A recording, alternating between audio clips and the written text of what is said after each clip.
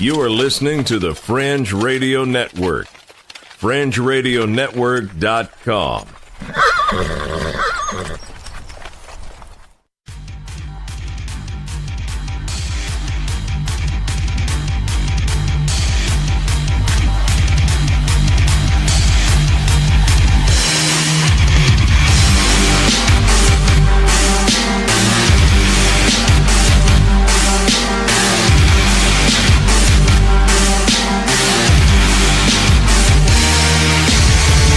You're listening to Earth Oddity, a weekly odyssey into all the oddity planet Earth has to offer. And now, serving it up are Christopher Tiny Sullivan and John Long. Thank you to my dad for that intro. It's his birthday today as we record this. Happy birthday to my dad, Edward Long Jr., the greatest dad in the whole world. Happy birthday, Mr. Eddie. That's right. That voice you hear right there is Christopher Tiny Sullivan, the brains behind the Earth Oddity podcast. Greetings. My name is John, the looks behind Earth Oddity podcast, and we are here today to brighten your lives for a brief period of time, like we do each and every week. This is our Thanksgiving edition, and I'm thankful to be recording a podcast in a closet with another grown man.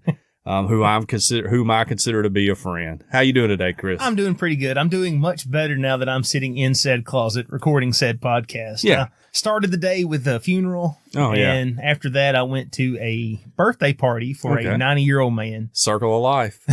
Not the most lit party I've ever been to. And, when you go to a birthday party for a lot of friends and family, I find that usually what that means is I'm not going to sit around and talk with a bunch of my friends and family who were there. I'm going to watch kids for 2 hours, of course, while all the other adults conversate and have fun. So, but there was birthday cake. Oh, that's good. Yeah, that's always a plus. I get stuck on kid duty a lot too. In fact, I'm alone with 4 kids today, and we went to the grocery store together. That was quite an experience. And then Thomas and Hudson both have music lessons today. So we did all that together as a family. And when I got home, I was like, hey, I'm sitting down to watch football. And nobody talked to me for a long time. Go do something, go watch TV, go do whatever you want to. But I'm watching football and I don't want to hear anything from kids for at least an hour and a half, 2 hours. So nice. Yeah. So what kind of stories you got this week? Man, we got Elon Musk back in the news again. Okay. We've got elongated muskrat. Yes. I forgot about him. We also have a story about Florida man's best friend. Okay. So what do you got this week? I got a congressman who passed gas on air. Yes. Like an impressive one. Hashtag Fartgate. Yes, that's right. Yes. Also, we know where Jimmy Hoffa's buried now, allegedly. Nice. Okay. So we're ending the mystery today on Earth Oddity podcast. Case closed. Case closed. He was in the dump the whole time. Exactly. He was in a dump. So, yeah. I mean, this is where you dump a body, right? This is where I've dumped all mine. Yeah. So, So you want to start it out? You want me to get it kicked off? Yeah, I can kick it off. Let's see. Elon Musk net worth plunges $768 million in a day after his Cybertruck fiasco. Oh, wow. That's a lot of money. I mean, that's probably not a lot of money to him, but a lot of money to me. I mean, this has happened before. He has, made statements on Twitter. I remember he was on the Joe Rogan podcast and he smoked weed. Yes, and immediately people started dumping his stock. Of course, it bounced back. I mean, he's a genius. He's going to get it back. But he debuted what he called a Cybertruck. It's Tesla's first shot at releasing a truck. Yeah. Looks nothing of the sort, at least not down here in the southeastern United States. Looks a lot like a DeLorean. It does. I mean, a whole lot like a DeLorean. But not a truck you would see, somebody mud riding in down here. Right.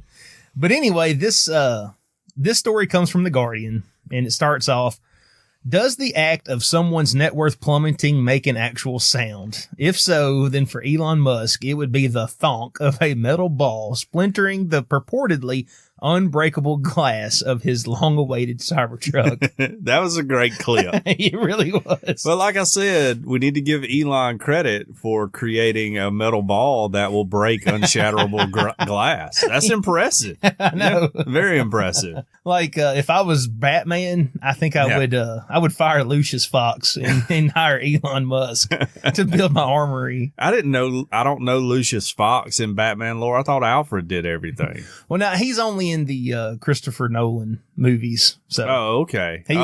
Played by Morgan Freeman. Yeah, I guess. I've only seen one Batman. That was the first one who came out, and I've only watched it in French.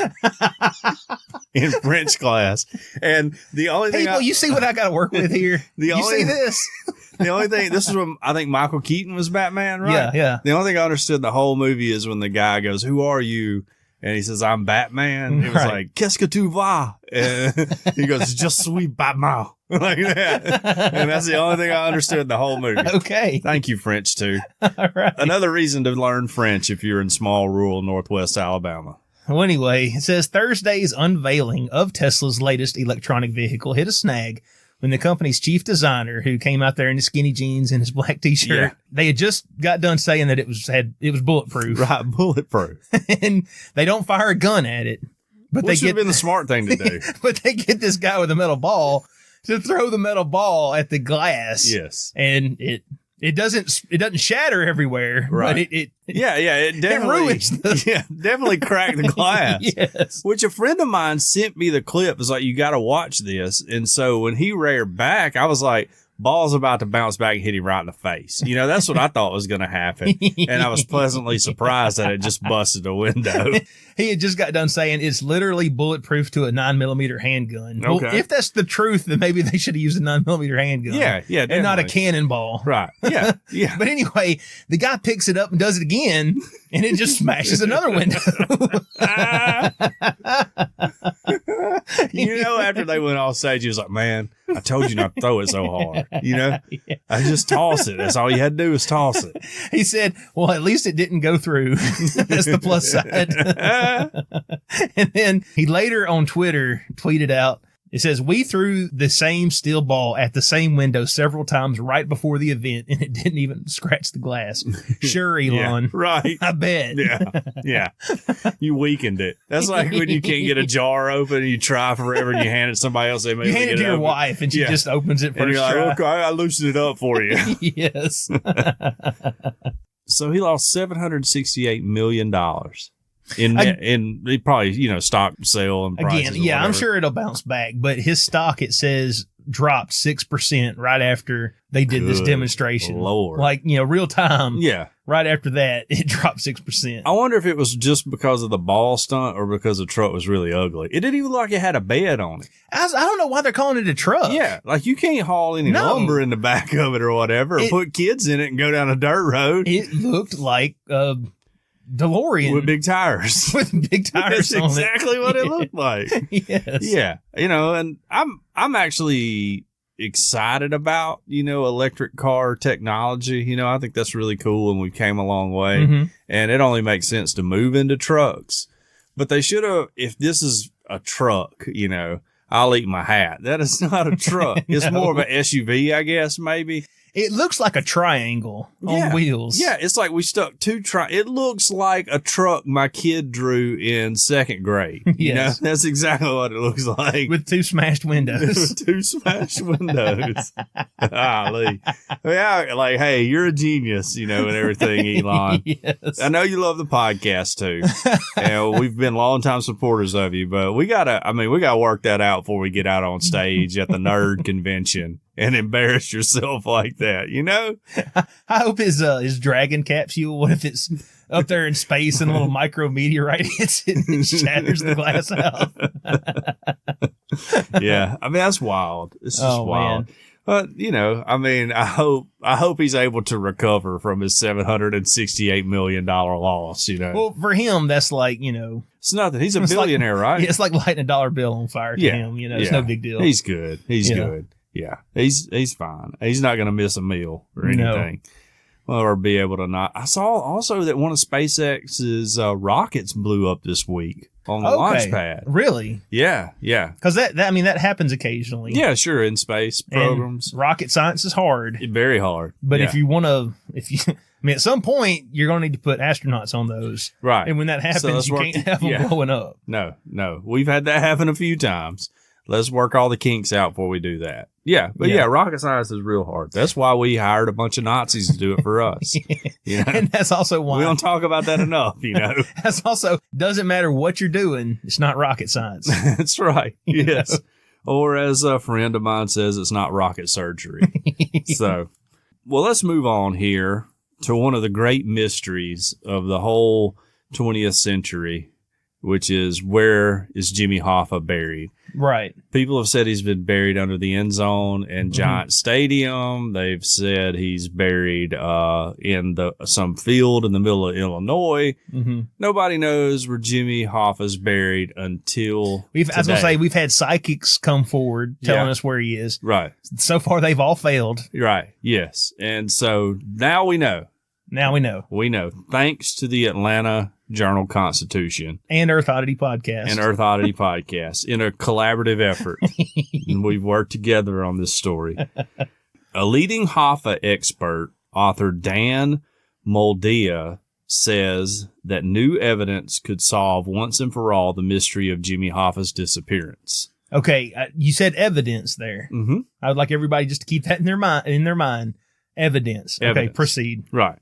Moldea said a former New Jersey landfill known as Brother Moscata's Dump may hold the grave of the former Teamsters boss who was disappeared from a Bloomsfield Township in Michigan restaurant on July 30th, 1975. Almost a year before I was born, a little over a year before I was born. He probably knew I was coming along to sense me, I thought he was friends with the Clintons. Moldea has been covering Hoffa since before he disappeared and wrote the book The Hoffa Wars in 1978 based on dozens of interviews with key figures in the case. He said a new lead brings together the correct cast of characters, the right timeline of events and information from other interviews he has done in his decades of researching the case. I've never seen a lead this good for Hoffa's body, Moldea said. So that sounds very encouraging. I'm still waiting with bated breath on the evidence. He's been on 6 of these digs myself, and I've come away from all of them disappointed, but nothing was even in the same universe as this. Okay. So he's very encouraged. So Detroit FBI officials told the Detroit Free Press on Thursday that they haven't yet heard of Moldea's new evidence, so they're willing to search the dump if the tip pans out. What's the lead? Come on, AJC. Oh, here's the FBI spokesman. Absolutely. If we have credible evidence that leads to a location, FBI spokeswoman Maria Schneider said, the case has been going on for so long and there's so much interest in finding Mr. Hoffa, we would very much like to be able to solve this.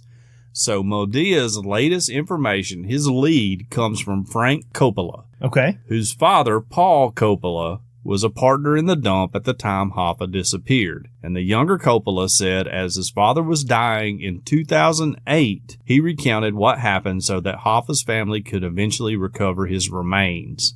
So, earlier this year, the younger Coppola signed a sworn affidavit with Moldea spelling out his father's version of events. It tracks with previous theories that Hoffa was killed in Metro Detroit, stuffed in a drum, loaded on a truck, and driven to New Jersey. Among the details were Hoffa's corpse was brought to the dump for disposal. Because it was awkwardly placed in the drum in which it was transported, the body was moved to the new one. The corpse wouldn't fit into the new drum feet first, so it was shoved in head first. Okay, as you do. Sure you have experience. Coppola used a front-end loader to bury the barrel in a pre-dug hole at the dump. So cover it up, basically. Well, he covered it with 15 to 30 other drums containing chemical waste. Okay. Wait a minute. Chemical waste?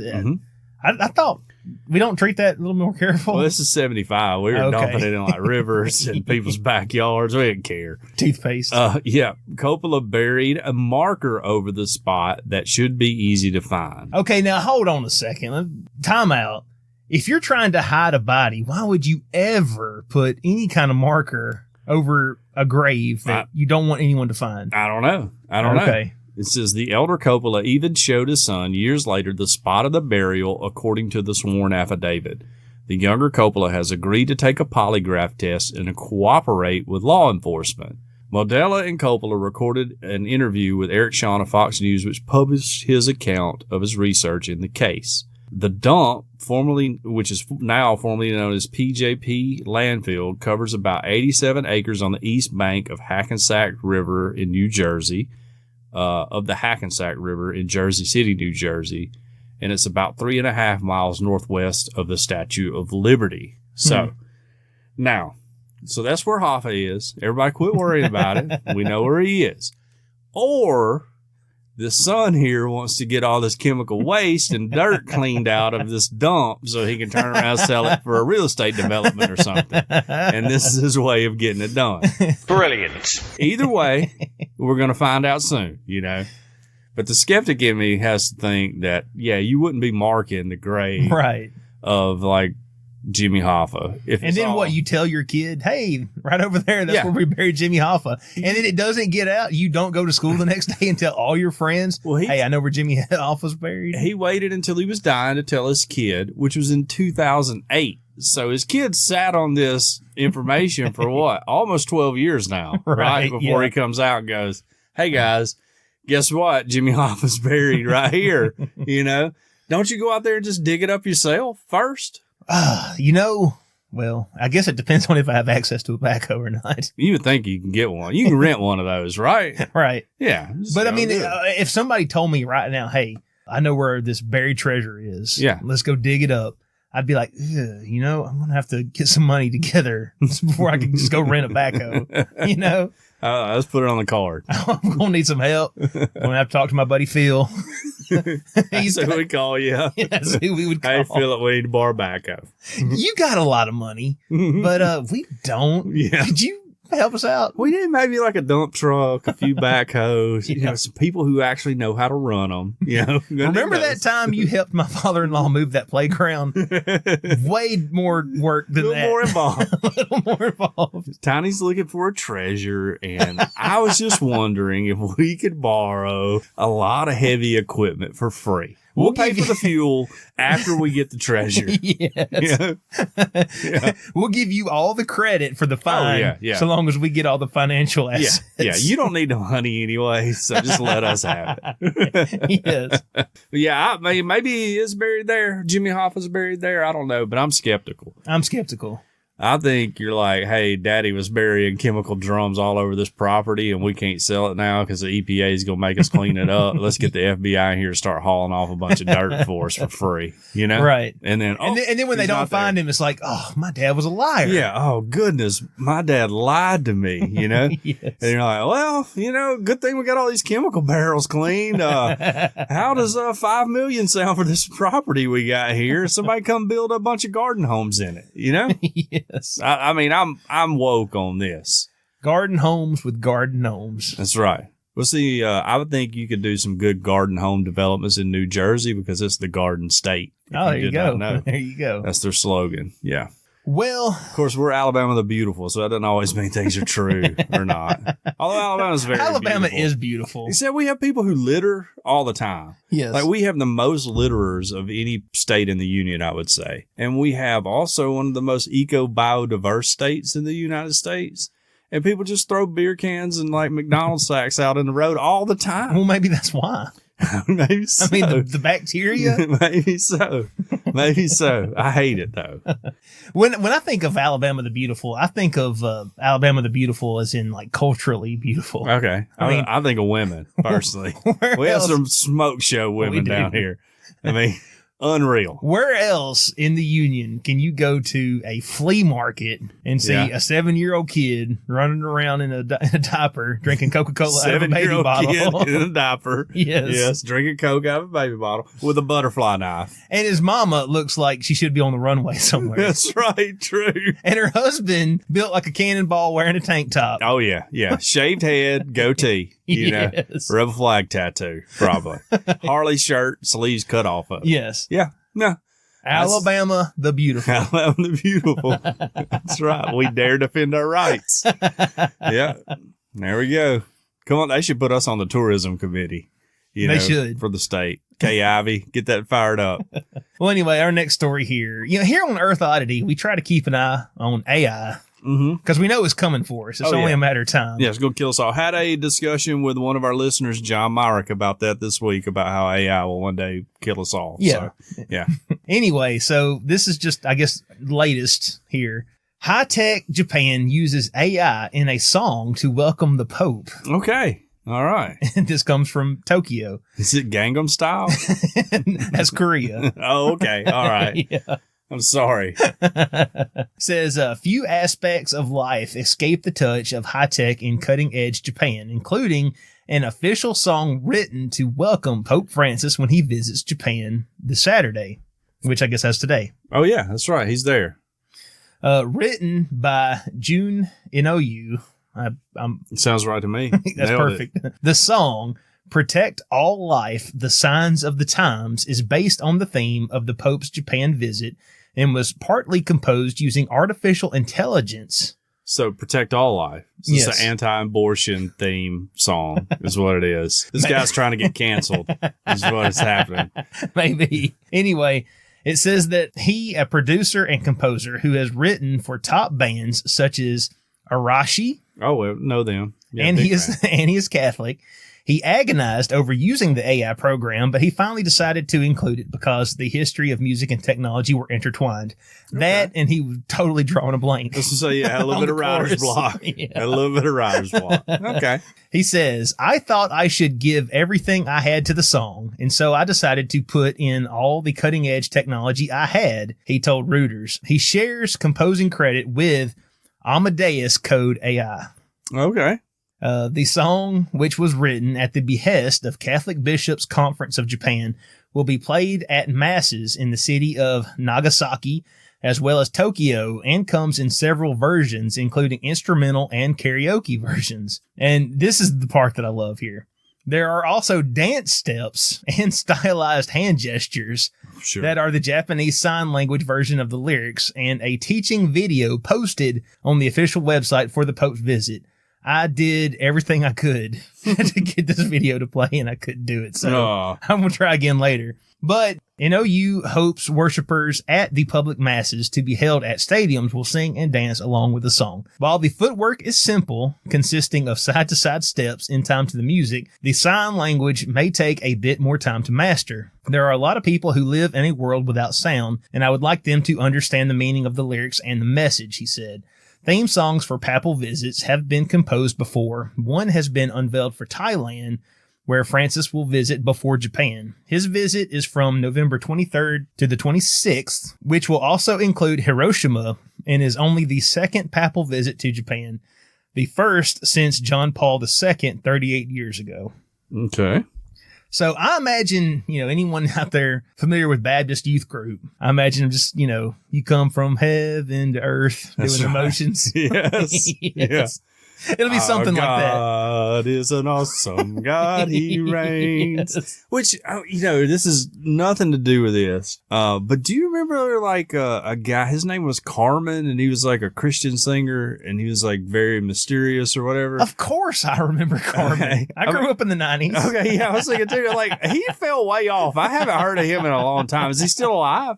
I think so. Somebody let us know if Carmen's still alive. I would like to try to get him on the podcast, Of course we would. Yeah, I We'll mean, take anybody. if anybody knows Carmen, if he's still alive, then I would love to talk to him, because he was just like, he went away and he was on the top of the world, Yeah, he was he was on top of the Christian Baptist world. Yeah, right. Yeah, absolutely. Yeah. Yes. No, he was playing youth conferences all across the Southeast. He had his so. Agent 316. That's true. That's exactly right. What happened to Carmen? I don't know. Can we get Carmen to write a song for the Pope? He could do it without a generator, Maybe he got taken up into heaven like Elisha. Maybe so. Yeah. Him, Elisha, Enoch. They're all taken up. In a fiery chariot. Yeah. Well, Carmen. I wonder what happened to Carmen. Well, speaking of AI generators, there's one I found a while back and I just searched it up, and it's a bro country song Yeah. generator. and you click the button and it gives you lyrics for your bro country song. Like this one is tequila bed of my truck, get my love on, Bocephus cannot. Let me click it again. Wild turkey truck denim lip gloss thing.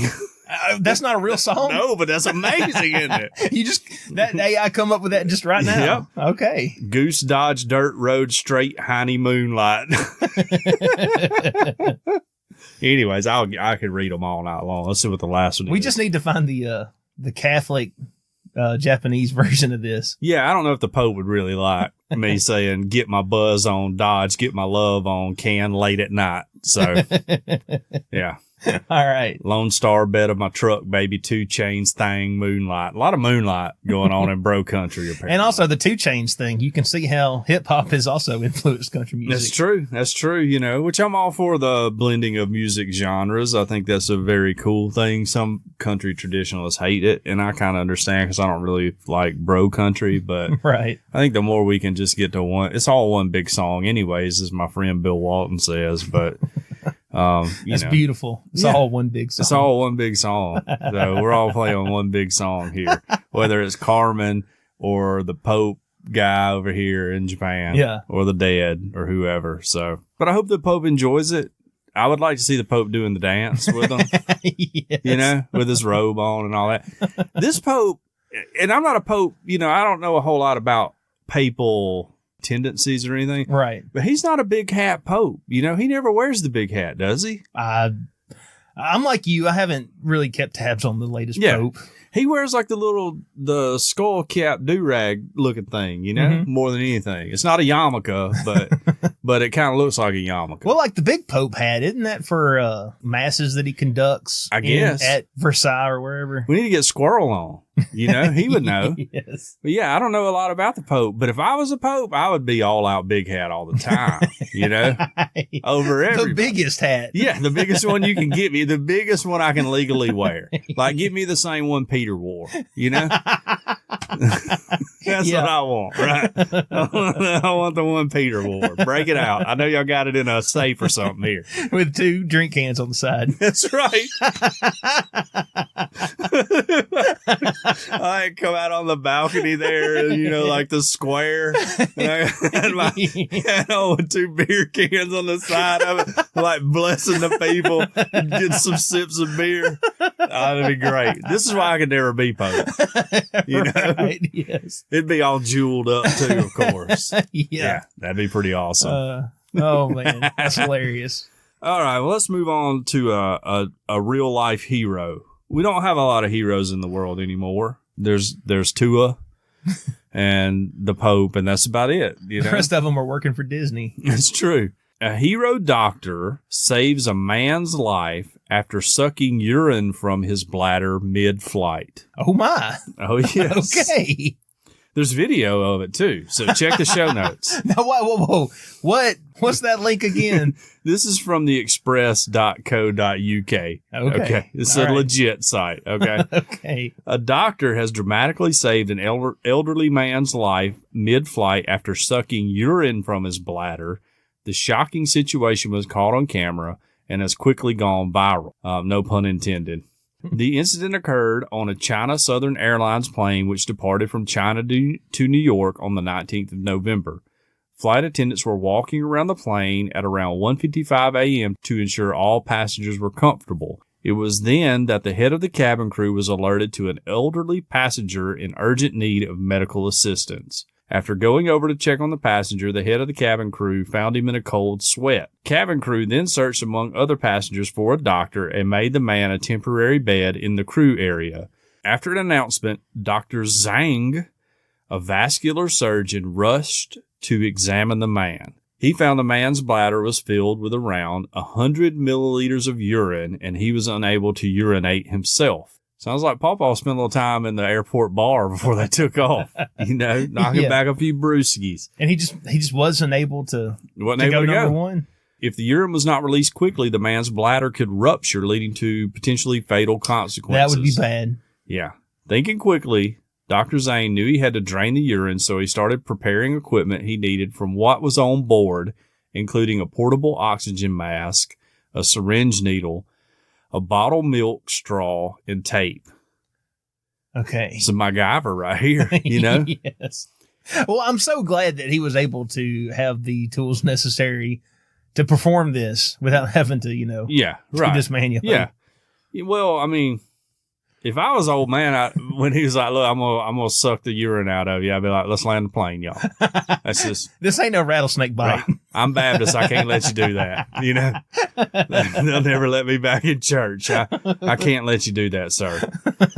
So he punctured the man's bladder with the intention of siphoning the urine out, but because cabin space was limited, the siphoning device could not work properly. It's hard to siphon sometimes.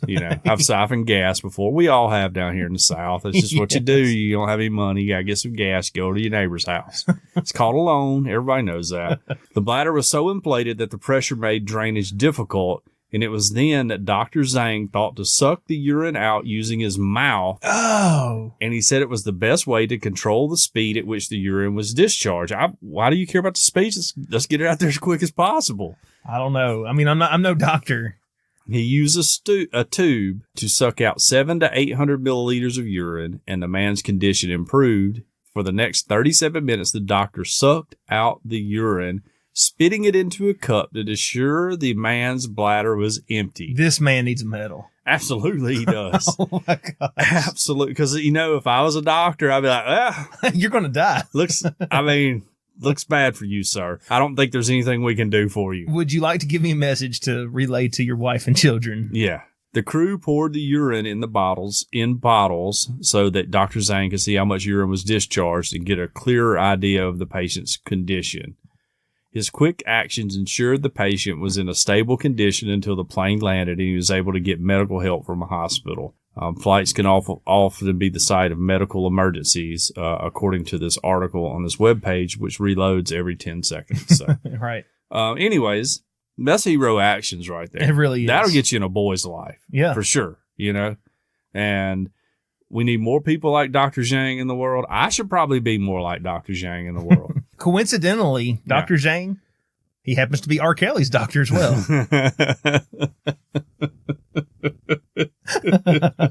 I wasn't ready for that one. The best part of this story is that he was using a tube to suck it out. Yes. When I originally read the headline, you don't do a whole lot of preparation just to pull the curtain back. I'm sure all of our listeners think we spend hours preparing for this show once they listen to it every week. When I read the headline, I was like, ooh, man, that's a tough one right there. You're going to get a neck cramp or something on that, Yes. And so I was like, man, I don't know. But at least he used like what I guess is the equivalent of a catheter to do it. Yeah. Mm-hmm.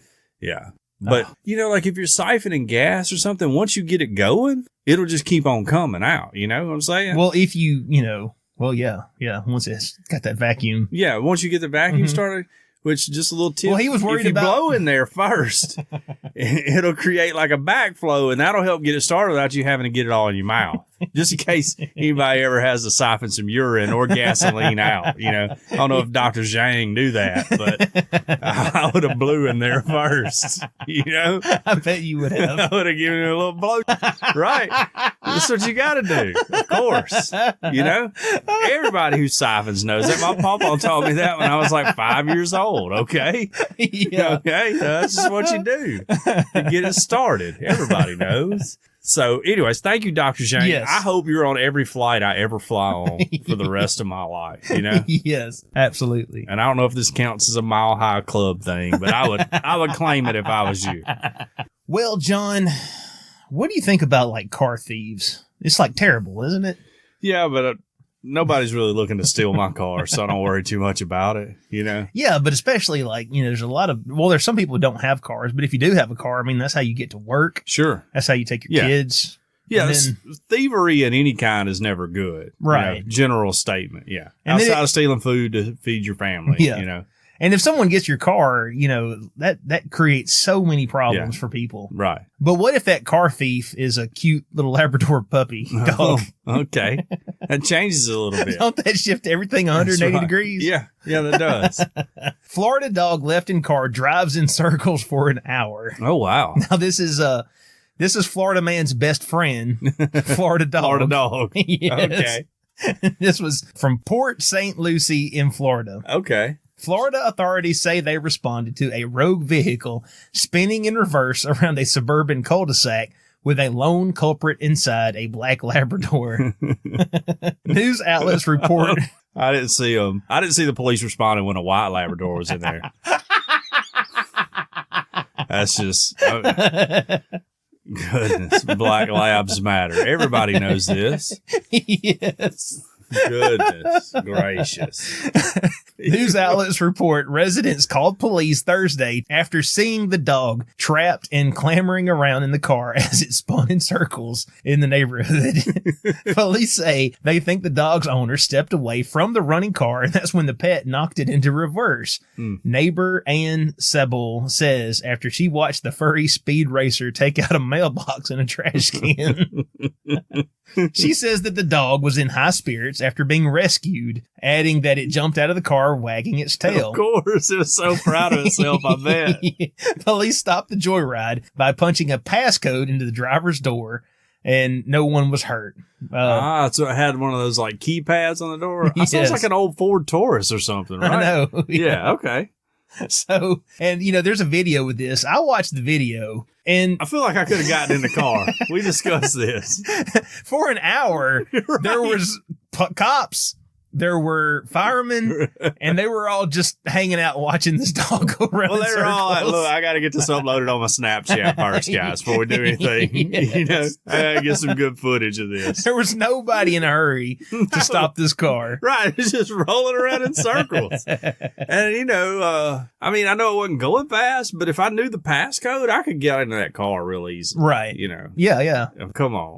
Come on, cops. I mean, well, that's pretty wild. They probably called everybody down too. Hey, y'all, come on down here to look at this, What if that dog got down on the floor and accidentally stepped on the accelerator? Right. Yeah. That'd or been real bad. Straighten the steering wheel up, like hit the steering wheel and it happened to straighten up, then it would have been real bad. Yeah.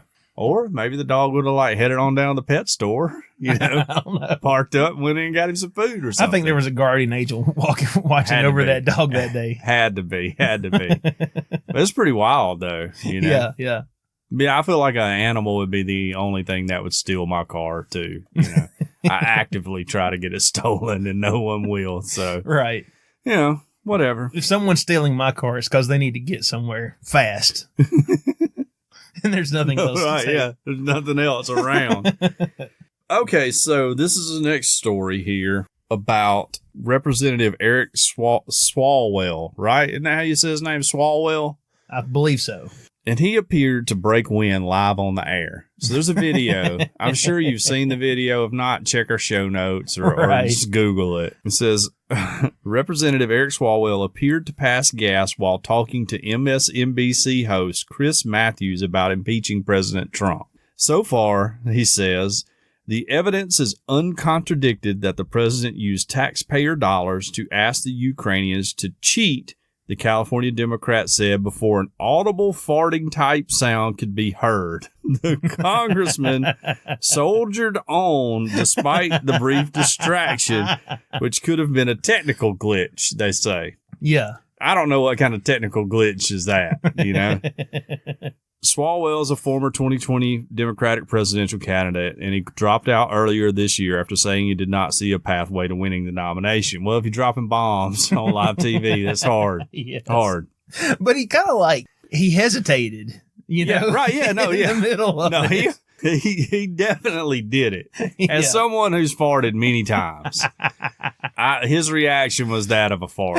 Right? Yes. It wasn't one that didn't just come over the audio portion of it. He definitely did it. Now, of course, he has been questioned about this, and he has said that it wasn't him. Right. But because he denied it, therefore we know he supplied it. If that happened, exactly. If that happens, you got to own it. I mean, that's all you can do. I would have said, yes, someone pulled my finger. Yeah. It was me. I'm sorry. Somebody walked by and pulled my finger. Uh-oh. I'm getting a telephone call. I think this is Deidre. Hello? Hey. What are y'all doing for dinner? Well, me and Tiny are recording the podcast right now. You're live on the air. I'm so sorry. No, you're fine. You're fine. How's I didn't work? tell you. How's work going? Are you letting my starve? No. They're eating corn dogs. A nutritious meal of corn dogs. Okay. Thomas and Hudson were supposed to put them in the oven about 5:30, so Yeah. they should have all have eaten. Logan has a loose tooth, by the way. Oh, Yeah, and so, dramatic. it's very dramatic. Very dramatic. But we got most of his, well, not most of it, but some of his project done today, working on the research part. Yeah. Okay, well, I'll let you go. Do you have anything you want to say to our listeners? I don't. Oh, I was hoping for I had the greatest husband in the world or something like that, but whatever. Everybody already knows that. I don't have to say that. Yeah, whatever. I need to hear it every once in a while, but that's fine. I only took you on a trip to a foreign land, tropical destination. But that's fine. That's fine. You don't have anything to say. It's cool. Yeah, okay. Okay, I love you. Okay, I love you. Bye-bye. All right, bye. Anyways, Deidre Long, everybody. that's my wife, Deidre Long, one of the queens of Earth Oddity. Yes. Anyways, so he says, Swalwell here, back to farting, which I could have interviewed my wife about that. Yeah. But Swalwell denied being the source of the flatulent sound, but such did not stop Donald Trump Jr. from claiming it was the most intelligible thing to come out of Swalwell in years. And he helped get the hashtag Fartgate going. MSNBC's Hardball revealed that the noise heard by viewers was really a mug scraping him across the desk in the studio. Likely story. Yeah, that's in high school when you think you're gonna have like a little cheek sneak, and it turns into a seat rattler, and then you try to like drag your foot across the ground or something. Right. Yeah, we've all been there. So they're just trying to cover for him. Fake news, y'all. This man farted on the air. And that's fine. I mean, everybody farts. Let's just be real here. Except my wife. Oh, yeah? Yeah. Well, anyway, let's see here. This is going to be my last story. Okay, in lieu of a story, I'm actually just going to share a public announcement with everybody. Okay. Public service announcement.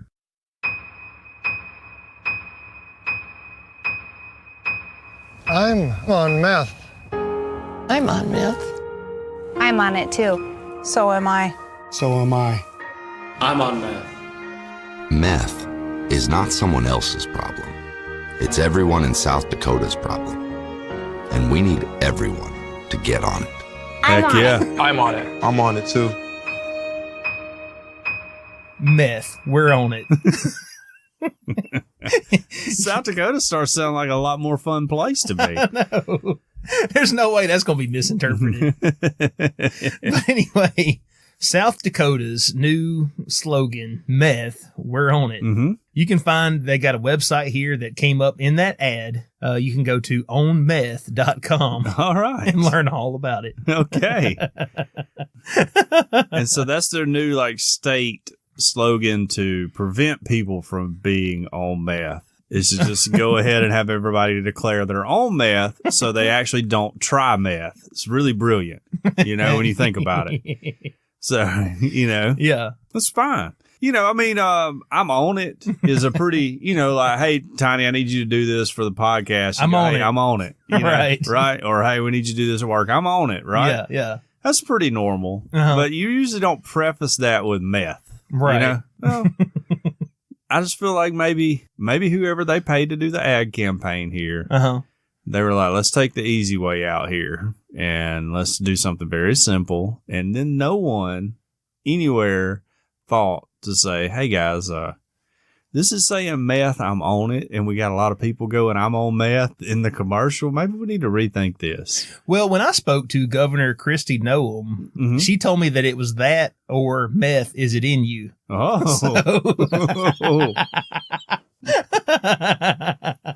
Wow. Okay, I would have picked it too. Yeah. Yeah, I would have picked it too. Oh, well, And of course, Alabama's slogan, got meth. That's right. Well, that's what I thought. Meth, we're on it, was our state motto. Yeah. Ours is got meth. Got meth. Question mark. But for real, kids, don't try meth. No.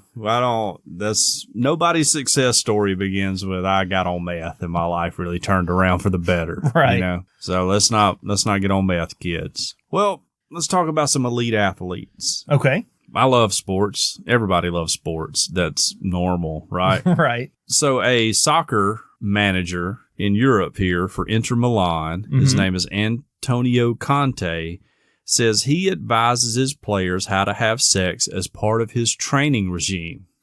I mean, is there a right and a wrong way to do it?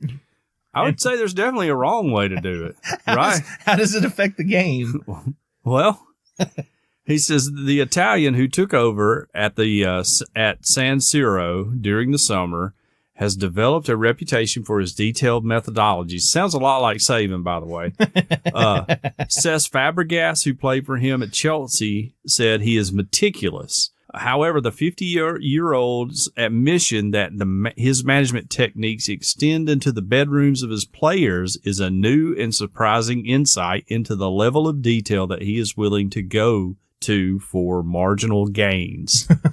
Well, I was about to say, they got to trust the process, Tiny.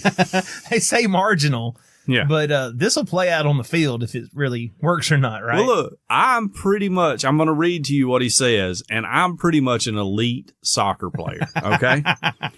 During the season, I advise my players to have sex for short periods and with minimal effort. And they better use positions where they are under their partners. And preferably with their wives, because if with others, well, that needs extra action.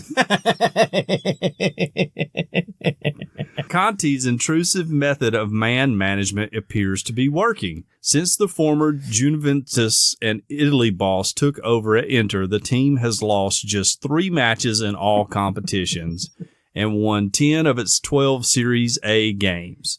Inter sits just 1 point behind league leaders Juventus, I think that's how you say that, in the race for the Scudetto. I guess is the cup they're going for. Many club players are thriving under Conte, most notably strike duo Romulo Lukaku and Lautaro Martinez. They've scored 17 goals between them this season. So anyway, Lukaku goes on to say, my rapport with Conte is very strong, and he is a coach who really helps me. At the age of 26, I want a coach like this who helps me every day and gives me motivation. I'm very happy to be here and to be working with him. So anyways, I'm ready to sign with a soccer club, wherever. Yeah. I've got this part down pat. Short periods of time and minimal effort is pretty much my go-to move. Next time date night rolls around, I'm going to tell my wife I'm trying out for the soccer team. That's right, yeah. Trying to save a little energy here, And I like how he threw in, it better be with your wives instead of somebody else, because that requires extra effort. Yes. Like you got to show out with your mistress or whatever. Right. Try some weird stuff. So, yeah, I appreciate that about this guy. I need you to do all the work, honey, because this is orders from the soccer coach, okay? Right.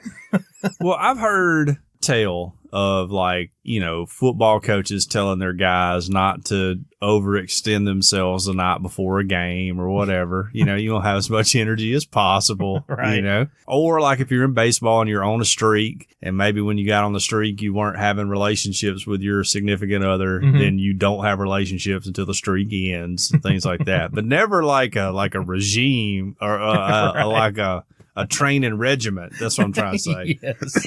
For it.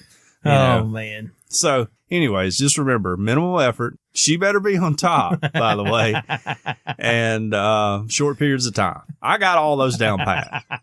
Yeah. That was honeymoon night for us. So, got it down pat. All right. Oh, man.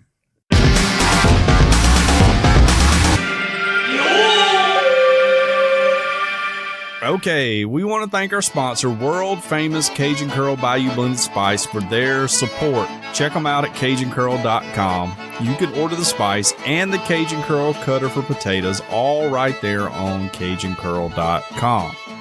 It was created on the Elm Bayou in Evangeline Parish, Louisiana, and it's a seasoning that goes on everything. If you like cooking or eating, this is a spice for you.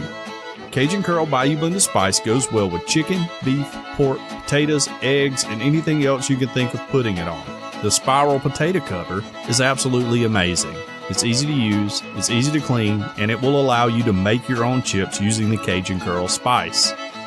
Imagine your dog gets in your Ford Taurus and is driving in circles in reverse in the cul-de-sac. If you bring out some Cajun Curl potato chips for the firemen and policemen and your neighbors who are all gathered there, especially the one whose mailbox you knocked over, it's going to make everybody happy. You're probably not even going to have to pay for a new mailbox, you know? Yeah. So the homemade potato chips will definitely change your life. On the website, CajunCurl.com, you can not only order the original Bayou Blended Spice, but the Cajun Curl chip cutter as well.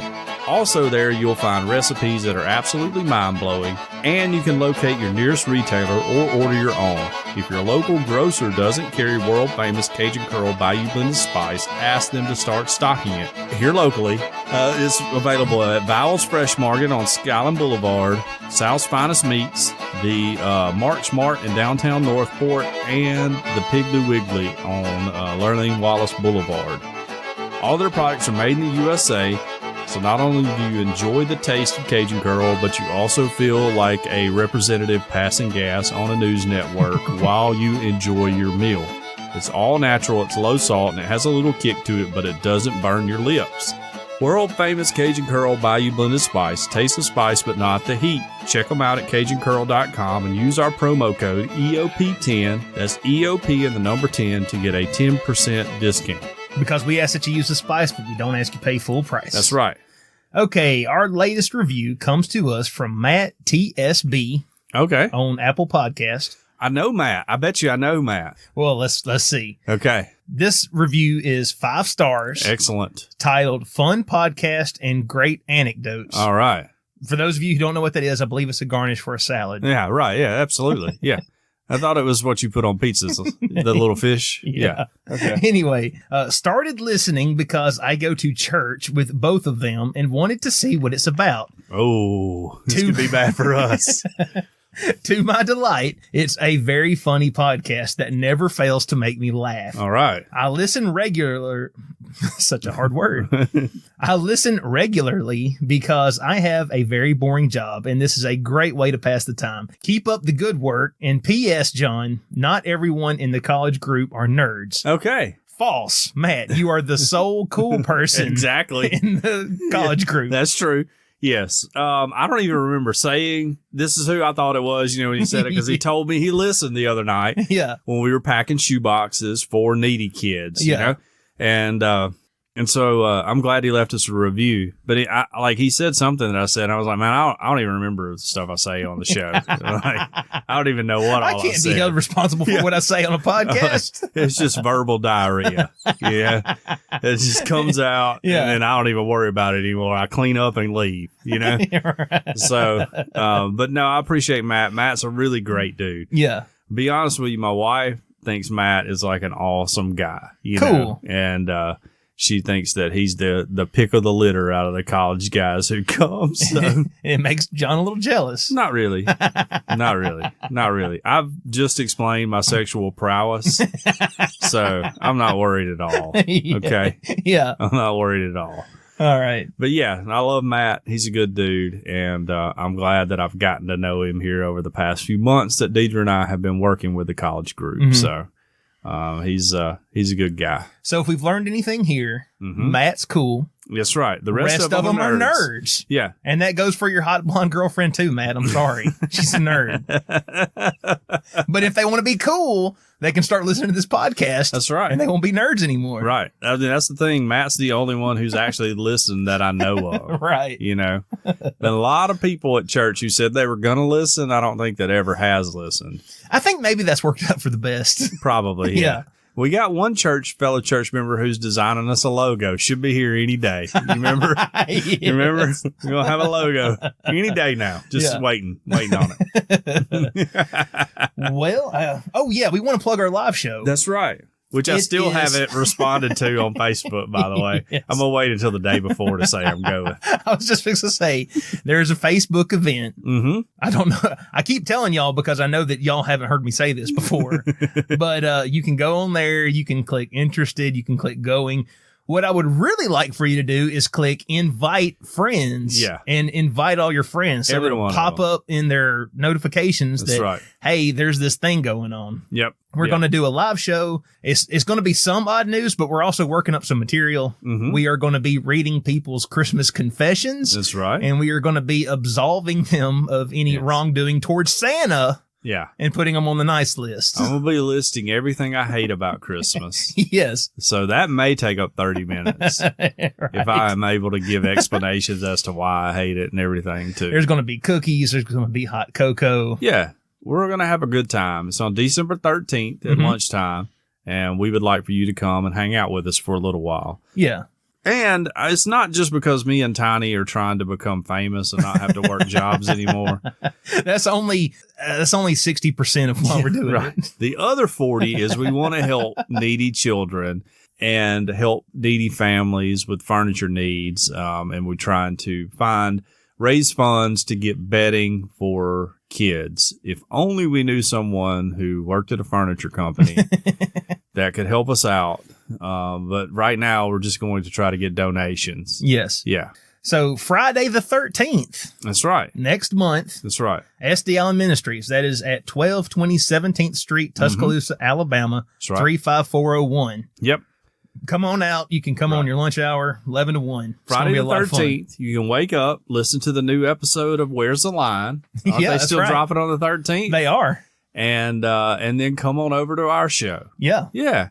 And help out some needy kids and get some food and hear me rant about all the things that suck about Christmas. So, That night is going to be the West Alabama Christmas Parade. that's right. So you can drop by there after you've heard John rant about how he hates it. That's right. I don't like Christmas parades. I don't like parades in general. Yes. By the way, have I told you this? I'm not a parade guy. You have told I me think this. parades are stupid.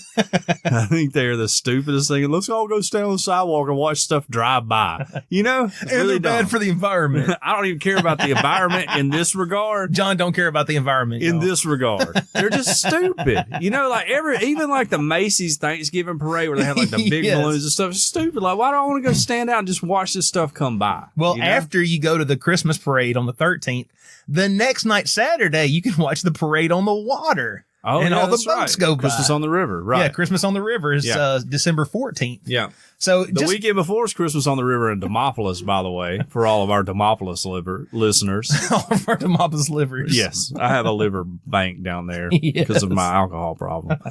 Well, anyway, so it's just going to be a great weekend all the way around. But, Oh, yeah. But kick it off with us, the Earth Oddity Podcast Off the Floor Show. Yeah, come So- on in. I mean, I know we have listeners worldwide, listeners in New Zealand. Well, you know, Yeah. come on up for the show. You know, Tiny will let you crash at his place. SDAllen.org if you want to donate online. That's right. And I guess that's it. You got anything else? Don't Google the name of New Zealand's badminton team. He's not kidding y'all. Do Don't not Google the name of New Zealand's badminton team. Okay? do it. Yeah. Don't. You have been listening to Earth Oddity Podcast, and we thank you for listening to us no matter where you get us, whether it's Apple Podcast, Google Podcast, CastBox, iHeartRadio, Spotify. We're on them all. That's right. If you would like to write into the show, we are earthoddity@planetmail.net. Mm-hmm. If you would like to tweet at us, you can tweet at us on Twitter. That is @_EarthOddity on Twitter. That's right. I'm still virtually unknown on Twitter. Well, you're practically invisible. That's right. Practically invisible. Do you like pictures? Because we post pictures. We do. You can look at those pictures. Been on a bad streak lately. I haven't posted too many, but I'm having a lot of stuff to do every day at work. I've got to get my routine worked out. Okay? Sometimes we post pictures. Yeah, we do. That's _EarthOddity on Instagram. See if you can find me on Instagram. You know, Slightly easier. a little on bit Instagram. easier. Right, a little bit easier. And if all of that fails, we still have a phone number. What's that phone number? 662-493-2059. That's 662-493-2059. We hope everyone out there has an excellent week. Earth Oddity for the Fringe Radio Network signing off. Love y'all. Bye.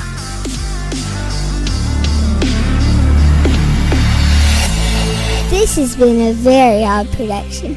Thanks for listening.